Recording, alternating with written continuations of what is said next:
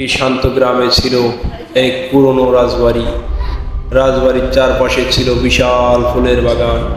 গ্রামবাসী সবাই বলতো ফুলগুলো নাকি রাতে নিজে নিজেই ফোটে আর অদ্ভুত গন্ধ ছড়ায়। কথিত আছে সেই বাগানের মালিক ছিল এক তরুণী চন্দ্রমল্লিকা। সে ছিল বিরল সুন্দরী, ফুলের মতো হাসি, কিন্তু গ্রামের মানুষ তাকে হিংসা করত। এক রাতে গ্রামের কিছু লোক তাকে হত্যা করে সেই বাগানে পুঁতে দেয়।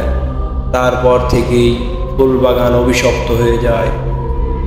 প্রতিদিন রাত 12টার পর শোনা যেত কারো কান্নার শব্দ। যারা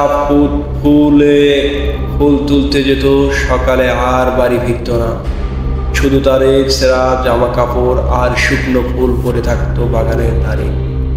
একবার শহর থেকে কিছু যুবক ঘুরতে আসে। তারা গ্রামের লোকের কথা বিশ্বাস করল না। রাত 12টায় তারা ফুল তুলতে গেল। হঠাৎ বাগানের মাঝখান থেকে বেরিয়ে এলো এক সাদা শাড়ি পরা মেয়ে।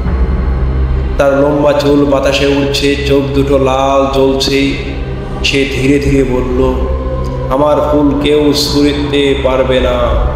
তারপর ভেসে গিয়ে একে একে যুবকদের নাম ধরে ডাকতে লাগলো। যে যার নাম শুনলো সে মাটিতে লুটিয়ে পড়ল, আর তার মুখ থেকে বের হলো ফুলের পাপড়ি। সকালে গ্রামের মানুষ শুধু দেখতে পেল বাগানটা আরো রঙিন হয়ে গেছে, নতুন নতুন ফুল ফুটেছে। কিন্তু সেই যুবকরা আর কোনোদিন গ্রামে ফিরল না।